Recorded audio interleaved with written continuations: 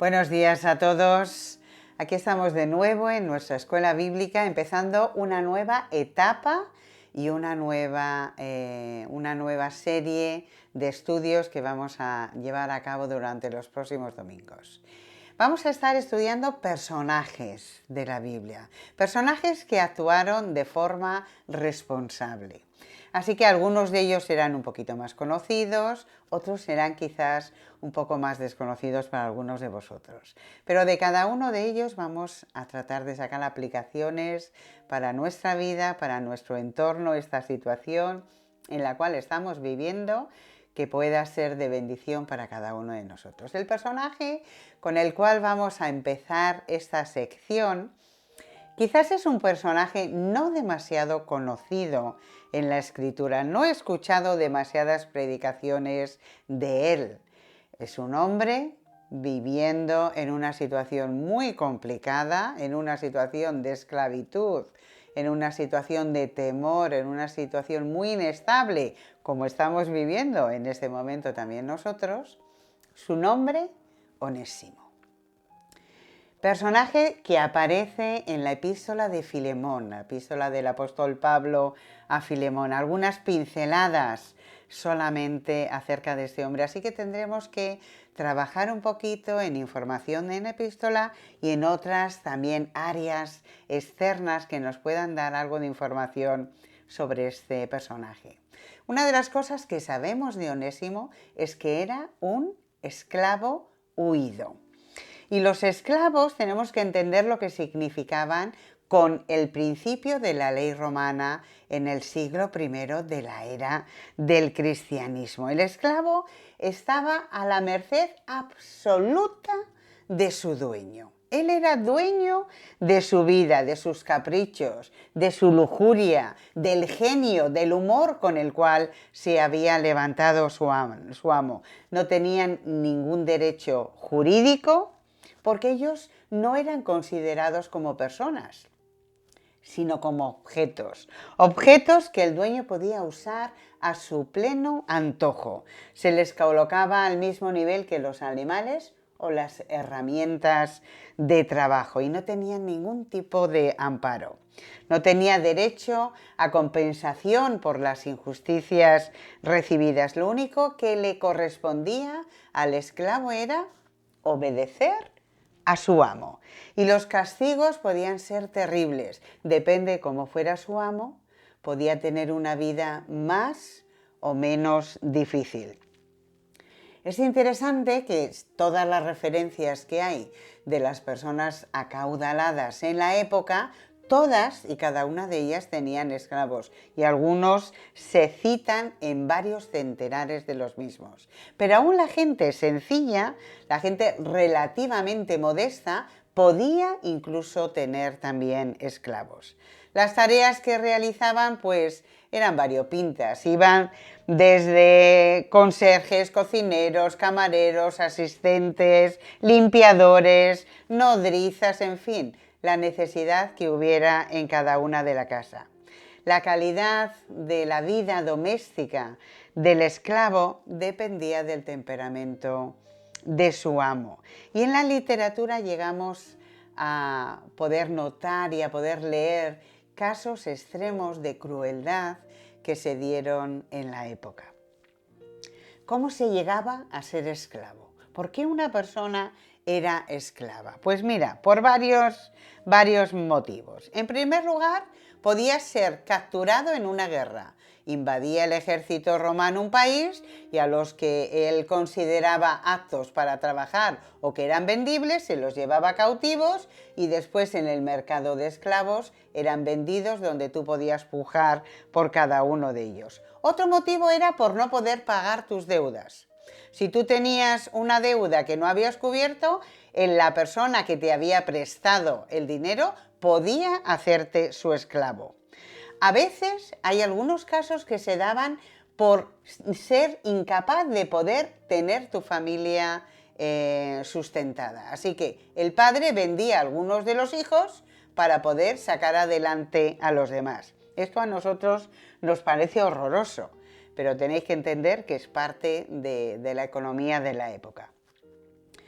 por haber cometido algún delito grave. También uno de los aspectos de tu delito era ser condenado a ser un esclavo. Algunos de estos casos los hemos visto en muchas películas, ¿verdad? En muchas escenas donde ha sido familiar el ver cada una de estas situaciones. La liberación del esclavo era rarísima, rara vez era posible, y aquellos que conseguían ser liberados se les llamaba libertos, con ese nombre. Requerían un abogado, un amigo de la persona dañada o perjudicada que hablase y compensase al legítimo dueño. Es interesante que en Hechos, capítulo 6 y versículo 9, se menciona, por ejemplo, una sinagoga en Jerusalén que estaba formada por personas que habían sido esclavas, eran libertos, habían sido esclavos. Así que nos encontramos en esta situación social en la cual Onésimo ha crecido, no sabemos las causas por las cuales él fue un esclavo, pero nos encontramos con una persona que la encontramos en la ciudad de Roma, fugitivo en Roma, a 1400 kilómetros de distancia de la que debía de haber sido el lugar donde correspondía. Así, en la epístola que Pablo escribe a Filemón alrededor del año 61 después de Cristo, Pablo le dice a Filemón: si Onésimo te hizo alguna injusticia o te debe algo, tenlo cargado a mi cuenta, en el versículo 18. De aquí podemos desprender algunas ideas. Posiblemente Onésimo se había metido en problemas, obviamente, con su amo Filemón. Y Pablo escribe la carta a Filemón para reconciliar la relación entre ambos.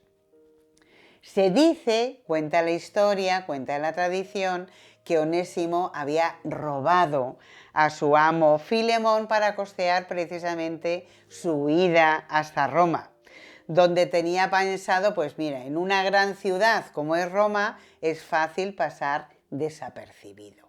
Así que me voy allí y en el mundo grecorromano, en estas grandes urbes que había, pues allí nadie me va a conocer. Y es interesante que precisamente Roma tenía fama de ser el lugar más habitual de refugio de los esclavos fugitivos.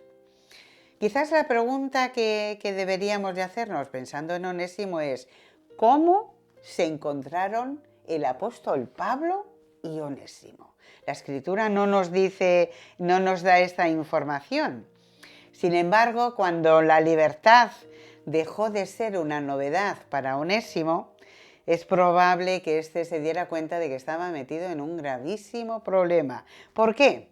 Porque en la ciudad de Roma había una policía especial que estaba dedicada en exclusiva a perseguir a los esclavos fugitivos. La pena para haber huido era la muerte. En fin, un problema bastante serio. Los esclavos eran detenidos, se les marcaba la frente con un hierro candente, a menudo les torturaban o les arrojaban a las bestias del circo o los crucificaban públicamente para disuadir a otros esclavos también fugitivos para que no siguieran su ejemplo. Posiblemente, cuando se acabó el dinero, llegó el tiempo de la reflexión y no pudo encontrar ningún escondite ni empleo y empezó a verse en dificultades. Así que no sabemos cómo llegaron a conocerse Filemón y Pablo. No tenemos ni idea, porque la Biblia no lo dice. Pero lo que es cierto es que Onésimo en ese camino se encontró con el Señor. No sabemos si fue por el apóstol Pablo o por otro creyente que le testificó, pero Onésimo y Pablo llegan a conocerse y llega a tener una relación personal con el apóstol Pablo de ayuda y de ministerio. Si cometió el robo, no lo sabemos. Si estaba con problemas, estamos imaginando un poquito, deduciendo de la poca información que tenemos. Pero lo que sí nos dice la Escritura es que Pablo interviene en este conflicto que hay entre Onésimo y Filemón. Cualquiera que haya sido la causa de su huida, Onésimo procuró la ayuda de Pablo para ayudarle a reconciliarse contra su airado amo. Y eso planteó, pues, un pequeño problema a Pablo. Tenía ante sí un esclavo que había sido huido, que había robado a su amo, que era anteriormente una persona que no confesaba a Jesucristo, un delincuente fugitivo. ¿Cómo debía el apóstol Pablo ayudarle? Persuadiendo a su amigo cristiano de que le recibiera y que le castigara y que actuara con él conforme la ley decía. ¡Ay, qué carta más preciosa es la de Filemón! Te estaba hablando con él, con su amado amigo Filemón, y le dice: Filemón, ahora Onésimo es tu hermano. Actúa con él conforme la relación, esta nueva relación que se ha dado entre vosotros. Pablo, en esa relación espiritual con Onésimo, le puede ver desde otra perspectiva, ya no como un objeto, ya no como un esclavo, ya no como algo que no tiene valor para la sociedad, sino alguien por quien Cristo ha muerto y que es parte de la misma familia. Es interesante que usa los términos útil e inútil, porque el nombre de Onésimo quiere decir útil. Pero le dice a Filemón: ha sido inútil para ti, no se ha portado bien, no ha estado a la altura que correspondía de su nombre, pero sin embargo, para mí ha sido útil. Él me ha ayudado, él ha estado conmigo, él ha compartido. Onésimo se había convertido de ser esclavo a una persona servicial que el apóstol Pablo, durante el encarcelamiento de este, había sabido llevarle bendición. Así que, de no haber sido una violación de la ley y un abuso de los derechos a Filemón, Pablo le habría permitido quedarse con él, pero tenía que solucionar aspectos de su pasado. Tenía que solucionar. Algunos, cuando llegan al Evangelio, dicen: antes del Evangelio no pasa nada, todo es antes de Cristo. Sí, hermanos, pero el testimonio que nosotros tenemos que dar como creyentes que somos, si hay algo que perdonar, si hay algo que pedir perdón, tenemos que aprender a hacerlo y dar ejemplo también con esto. Así que Pablo anima a Filemón a recibir amablemente a Onésimo. Y no se vale de su autoridad como apóstol, que bien podría haberlo hecho. No, se vale con esa relación de hermandad, esa relación de amor, esa relación de cariño. No nos dice la Escritura si Filemón accedió a las súplicas de Pablo a favor de Onésimo. La verdad es que todo parece indicar que sí, que lo hizo, aunque posiblemente eso le trajera problemas con otros dueños de esclavos en su misma ciudad. La ciudad de Colosas era una ciudad grande, importante, y seguramente que más de una crítica Filemón también tuvo que soportar. Pero había una transformación en Onésimo que facilitaba todo esto. Regresó a Colosas con una nueva personalidad, con un nuevo reto, habiendo sido transformado gracias al Evangelio de Jesucristo, a las buenas nuevas. Llegó a ser un fiel cristiano que fue responsable con su pasado y que las crónicas, historias del tiempo, de algunos historiadores que mencionamos ahora, dieron testimonio de ellos. No nos dice la Escritura si Filemón hizo liberto a Onésimo. No sabemos cómo fue. La verdad es que hoy podemos aplicar todos estos ejemplos que hemos visto en estos versículos para nosotros. Cuando la gente pone en práctica los principios bíblicos, su situación y su personalidad cambian.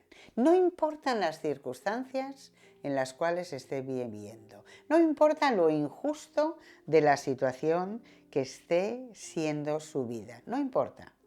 Su vida cambia. Su vida cambia. Personas que antes se consideraban inútiles, ahora de repente el Señor les hace útil y ciudadanos ejemplares. Eso es una conversión verdadera. Eso realmente es el Onésimo que podemos ver y aplicar para nosotros. Una persona provechosa, una persona que supo llevar adelante el nombre que tenía. El cristianismo no pretende de ninguna de las maneras ayudar a una persona a escapar de su pasado. No. Permite con valentía afrontar tu pasado y elevarte por encima de él. Por encima de él. No hay nada más tremendo que una persona venga a ti y te diga: perdóname, esto lo hice mal y quiero pedirte perdón porque Dios me ha perdonado y quiero arreglar mi pasado. Qué precioso testimonio, qué precioso testimonio. El cristianismo no es una evasión, es una conquista en todos los aspectos de tu vida. El cristiano debe de recibir también a la persona que vuelve atrás después de cometer una equivocación con misericordia y con gracia. Creemos a veces que Dios puede perdonar a cualquiera. Lo creemos, claro que sí. Y que la perdona, lo creemos. Pero qué difícil nos resulta perdonarla a nosotros. Este ha hecho esto malo. Y se lo recordamos una y otra y otra y otra vez. Menos mal que Jesús no actúa de la misma manera que nosotros. Dice la Escritura que nuestros pecados son echados en lo profundo del mar, que como está lejos el oriente del occidente, hizo alejar de nosotros nuestras rebeliones. Si hay algo que tienes que solucionar en tu pasado, hazlo. Si alguien viene y te pide perdón y quiere rectificar, actúa con gracia y misericordia, igual que el Señor actúa contigo.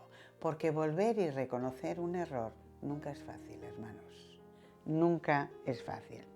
Según parece, Filemón perdonó a Onésimo. Cuenta Jerónimo de Estridón, allá por el siglo I, que Onésimo se volvió un predicador y que fue obispo de Éfeso. Mira lo que dice en una de sus crónicas. A toda vuestra comunidad recibí en el nombre de Dios en Onésimo, varón de calidad inenarrable y obispo vuestro según la carne. Voto les hago a Dios para que le améis según Jesucristo. Y ojalá que todos os asemejéis a Él, porque bendecido sea aquel que os hizo gracia de que merecíais poseer obispo como ese. Qué tremendo, ¿eh? Qué tremendo que la historia te diga que un hombre, un esclavo fugitivo, reo de muerte, el Señor lo transforme hasta el punto de llegar a ser obispo de Éfeso. El Señor hace cosas increíbles, increíbles. Y seguía diciendo posteriormente en su carta a los Efesios, San Ignacio de Antioquía, que Onésimo fue apresado, llevado a Roma y murió lapidado. Qué interesante que él huyó como esclavo a Roma para salvarse de la esclavitud. Pero Dios le hizo libre y precisamente acabó en Roma su vida, pero ya no como esclavo, sino con la libertad que le dio el ser hecho hijo de Dios. Ojalá que el ejemplo de este esclavo, liberto por la sangre de Cristo, nos ayude en nuestro día a día. Que el Señor los bendiga.